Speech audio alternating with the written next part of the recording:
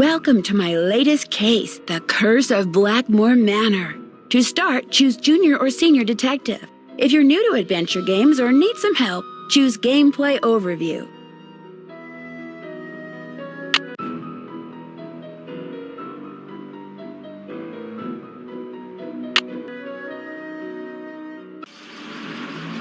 Dear Ned, greetings from jolly old England. Although right now I'm not so sure about the jolly part. That's because I'm on my way to Blackmoor Manor, where the daughter of one of our neighbors is living. The daughter, whose name is Linda, recently married Hugh Penvellyn, a British diplomat. Hugh travels a lot, so the only people at the manor with Linda are Hugh's aunt, Mrs. Drake, and Hugh's 12-year-old daughter, Jane. The thing is, ever since Linda moved into the manor, her health has gone downhill. She's practically bedridden, and no one seems to know why. Her mother is convinced something is terribly wrong and wants me to find out what. So here I am, about to be dropped off at a huge centuries-old mansion in the middle of a dark, foggy moor. I can't tell whether the butterflies in my stomach are because I'm excited or just a tad creeped out. Talk to you soon. I hope. Nancy. Night, miss. Good luck.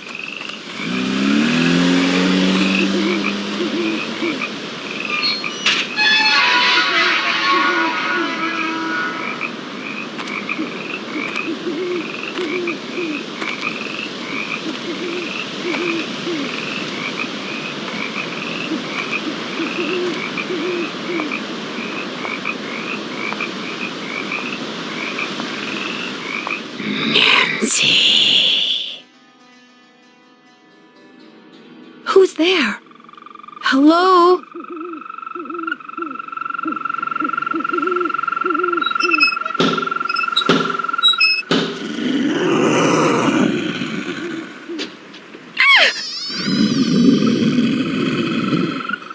There's something out there!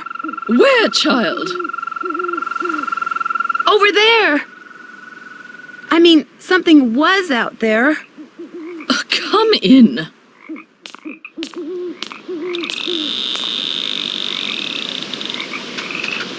I'm Mrs. Drake. I take it you are Nancy Drew? Yes, and I really did see something, Mrs. Drake. I heard something, too. Oh, people are always seeing and hearing things on the moor at night, especially you Americans. Why don't you just go on up to your room? It's the one with the moon on the door. I'd like to see Linda, if I could. I'm afraid Linda is, not quite ready to meet with you just now. But please, come see me after you've unpacked. I'll be in the conservatory. All right, thank you.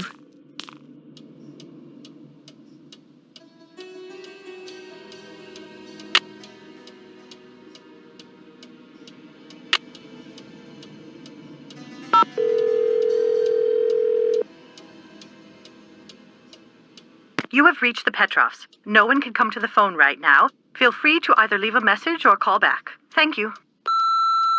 Hello, Mrs. Petrov. It's Nancy Drew. I just arrived at Blackmoor Manor. Why don't you give me a call when you get the chance? Bye.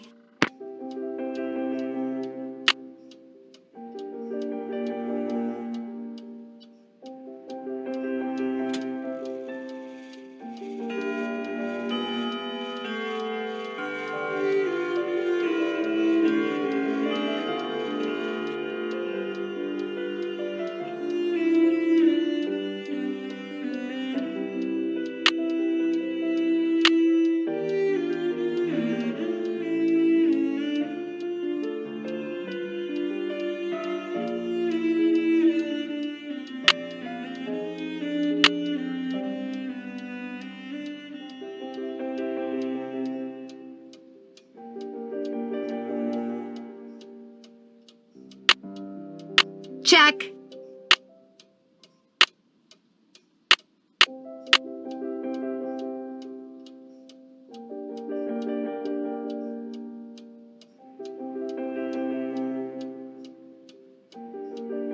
John Penvellyn.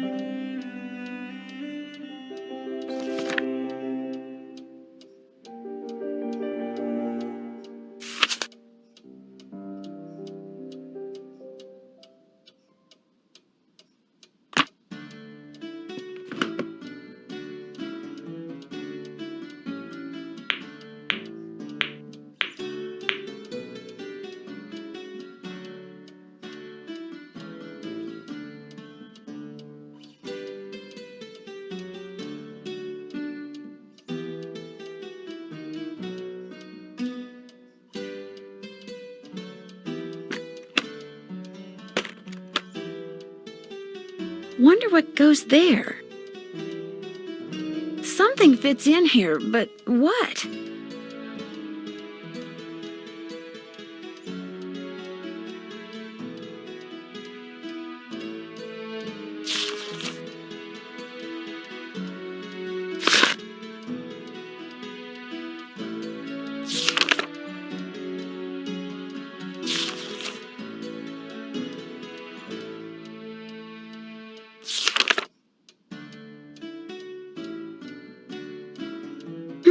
A tripod. For a camera, maybe?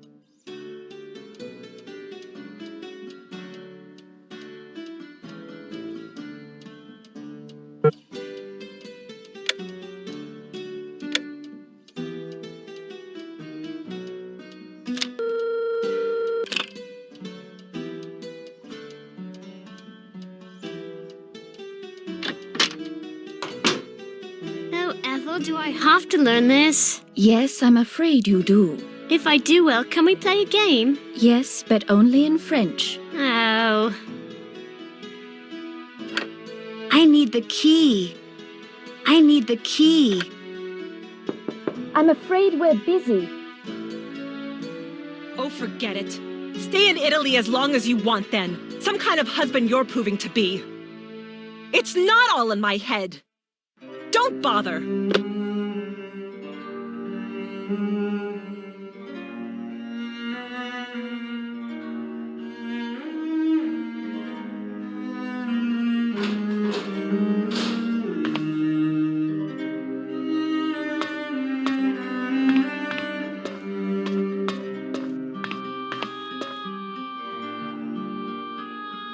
Looks like John Penvellyn may have developed some of the plants that are in here himself.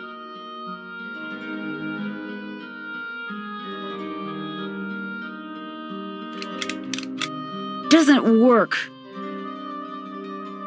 This must be some kind of well, but where's the water?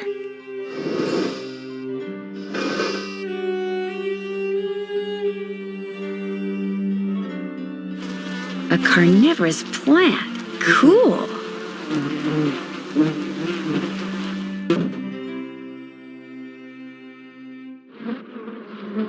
All settled in? Good. I'm happy that you're visiting Linda, but I know how much you teenagers like your televisions and loud stereos, so I must insist that you act respectfully and civilly while you stay with us. Since my nephew Hugh is away on business, I am in charge of this household, and if there's one thing I cannot stand, it's noise. Hugh's daughter Jane is staying with us and would very much like to meet you, but please try not to distract her. She has her studies and mustn't be disturbed during her lessons. Is anyone else staying here? We do not have any permanent house staff, if that's what you mean. The Penvellyns have always been self-reliant. We get on quite well without being continuously mollycoddled by a squadron of insipid, gossiping ne'er-do-wells. Now, we do have two other house guests. Are Mr. Nigel Mukherjee, who is researching the Penvellyn family history in the library, and Ethel Bossany, Jane's tutor. Do you know what's wrong with Linda? Oh, Linda simply needs some time to adjust to her new living situation. England is not the United States. We do things differently, or should I say properly, here. The doctor believes it's just a case of nerves. Is that what you believe? I don't know, and the doctors don't know. No one seems to know anything. All I've been told is that Linda is unwell and that in her stead, I must look after matters. Now, please, I really do not have time to entertain you. You may have the run of the house, but do not break anything, and refrain from mucking about with items that aren't yours. Two rules Jane seems incapable of following. And before I forget, our kitchen is being remodeled, so our dining situation is rather unorthodox. I've made arrangements with a local restaurant to deliver meals to us. There should be a programmed number for them on the phone in your room. Feel free to order whatever you'd like. I'm concerned about that thing I saw outside. It was purely your imagination, unless you saw a stray dog. But I will not countenance any histrionics about this issue. We have enough to worry about with Linda. And please do not get any ideas about going outside to investigate. I do not want you tracking mud all over this house. This conservatory is very beautiful, but why isn't there any water in the well? I'm not quite sure. We never really used it, but it was always full of water. That is until my brother died, and then it just dried up. Most of these plants were brought over by my grandfather. He was quite the adventurer. I remember when he brought back Lulu from the Amazon. At first, Mother wouldn't allow us to play with it because it had picked up too many unsuitable words from sailors, but it gradually learned proper manners. Who is Lulu? Lulu is a very old parrot. She must be over 80 years old. Please be very careful with her, especially if you feed her. Parrots have quite delicate constitutions, you know. Goodbye. Good evening.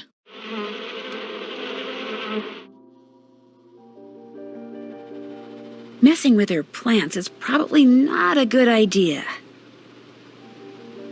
Do you have allergies, Mrs. Drake? Oh, yes. Hay fever. Although I'm not at all sure what's worse, my allergies or that medication. It makes me feel as if I'm about to float right out of my shoes.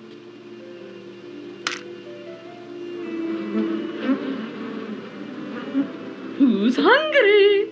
Who's ready for some nummies? Did you say something, Mrs. Drake? Not to you, dear.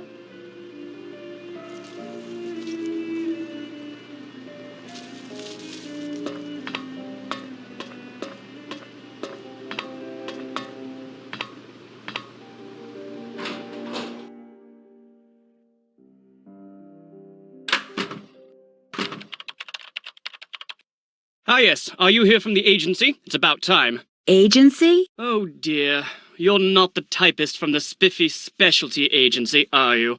Well, how do you do? I'm Nigel Mukherjee. I'm Nancy Drew.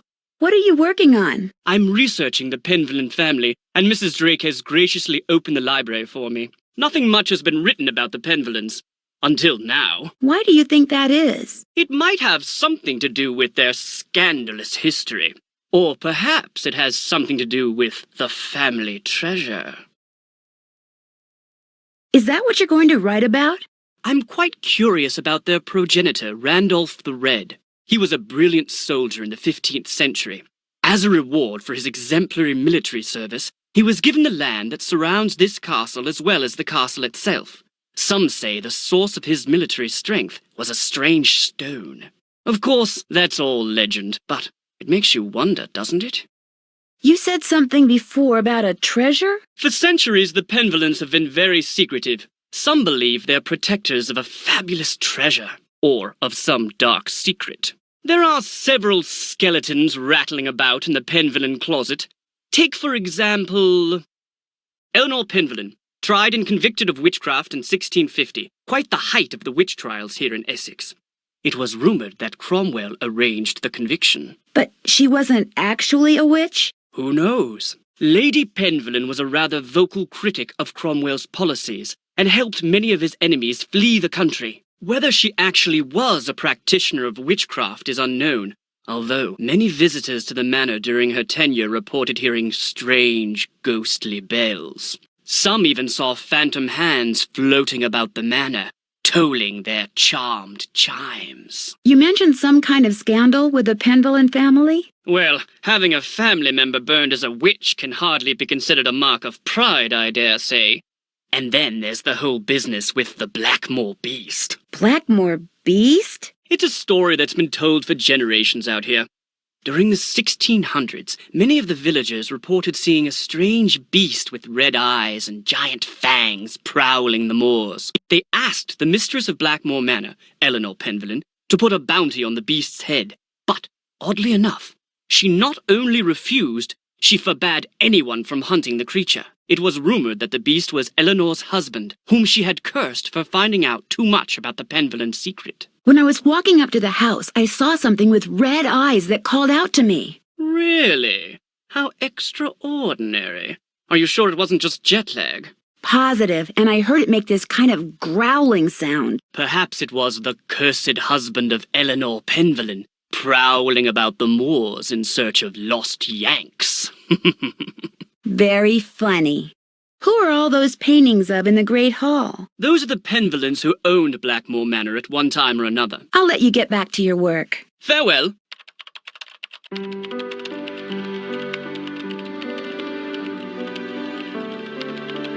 I doubt you'll find much of interest in there. They're mainly law books. Charles Penvellyn was a prominent judge in the 16th century. Sad to say, he lost his son at a young age, left his estate to his grandson, Thomas. Those manuscripts are very old and brittle. They date back to the 14th century. Odo Penvellyn collected most of them. His father, Randolph, and son Milo were rather more interested in military victories than in book collecting.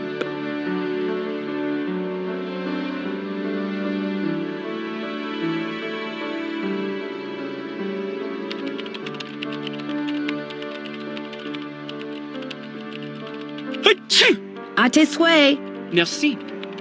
I couldn't quite track the provenance of that piece, but Philippe must have brought it back from the New World. He became quite wealthy as a merchant in the Americas and restored Blackmoor's original splendor after it had been abandoned for years. His daughter Penelope continued the renovation, commissioning the construction of this library by Roger Vizier, who built a similar one for the French general Jean Leboeuf. Do you mind if I use this computer? No, not at all, but it's very old. Feel free to use mine if I'm not here. Who's Alan? Alan Penvellyn was a noted researcher in computers and languages. Jane let me into his computer, but there was nothing much of interest on it. What's the password? I'm not sure.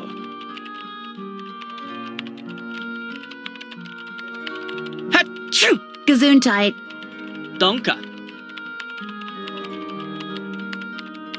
Those are mainly Penelope Penvellyn's collections of French novels. She was a patron to a raft of artists, and her salon was quite popular.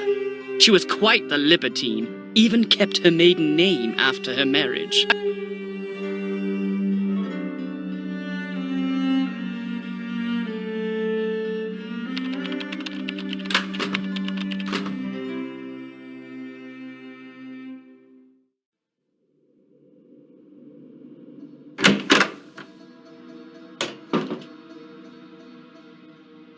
Wonder what happened in there.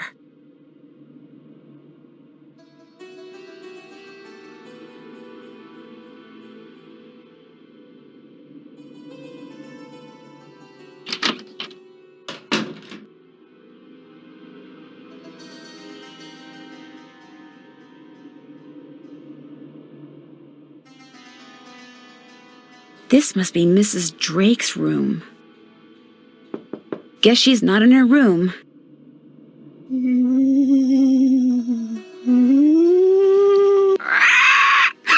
Oh, it's just a parrot. Scared ya?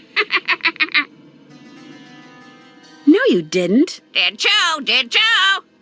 What's your name? Lulu, Lulu, Lulu, Lulu, Lulu, Lulu. Okay, I get the point. Lulu.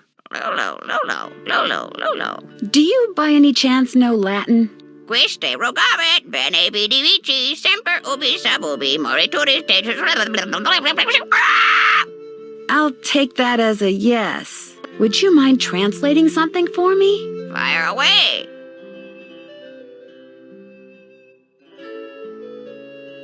Solstitium? The longest day of the year is solstitium, the summer solstice. The shortest day is bruma, the winter solstice.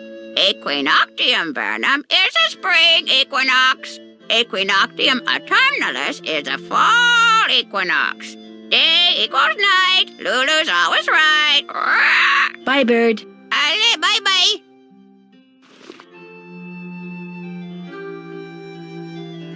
I need the key.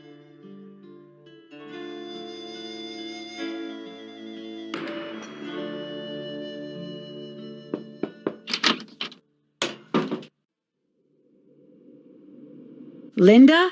Hi, it's me, Nancy Drew. Nancy Drew, our friendly neighborhood detective. Well, welcome to Blackmoor Manor. I apologize for greeting you under such unusual circumstances. So, how are you feeling? How am I feeling? Well, I feel like... I feel like something really strange is happening. Your mother is very concerned about your condition. My condition? What's my mother told you? What her son-in-law keeps telling me, that it's all in my head, that I'm just an unhappy new bride, that I just need time to adjust? I'm tired all the time, my mouth is dry, my vision is blurry, but that's not important. Here's what's important, Nancy. There are some doors that should never be opened. There are some doors that hold secrets which must never be known. That's everything you need to know. Now if... Mummy, can I come in? No, you're supposed to be in your lessons. Lessons are over. I want to meet Nancy. I said no, Jane. Okay. That was my stepdaughter. She can be such a pest sometimes. Anyway, I understand you feel an obligation to my mother, but trust me, there's nothing you can do. You're welcome to stay, but I strongly recommend that you go home as soon as possible. Please, Linda, just tell me what's wrong. Linda? Okay, I'll let you rest, but I'll be back. I'm here for you if you need me.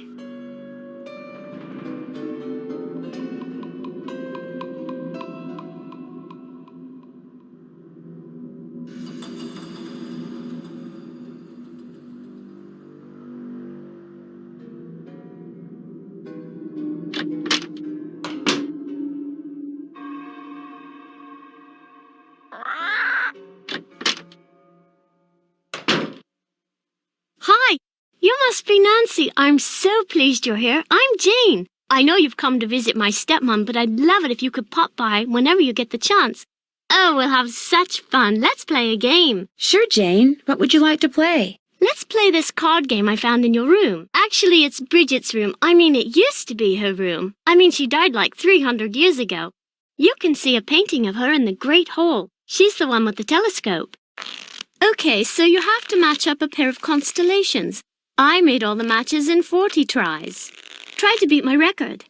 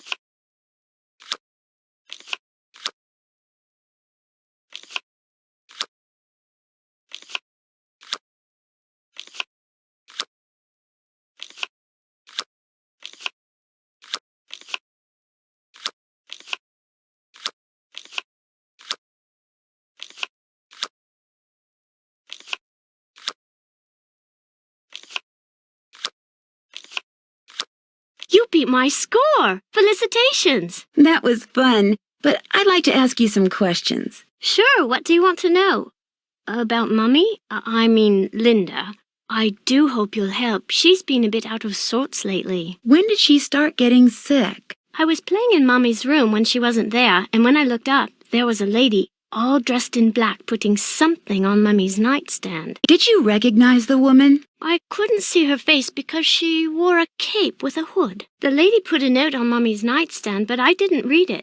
That's when Mummy started feeling poorly. I don't want to think about that. Let's play a game. It will cheer me up. Sure. What would you like to play? Look inside the chest over there and pick a game. My great-aunt said it's a hope chest, so I put my games in there in the hope someone would come over to play. We can play Bull, Constellation Match, Petroglyph Punch, Skull and Bones, and I also have a jigsaw puzzle. You sure have a lot of games. I love games. I want to make computer games when I grow up.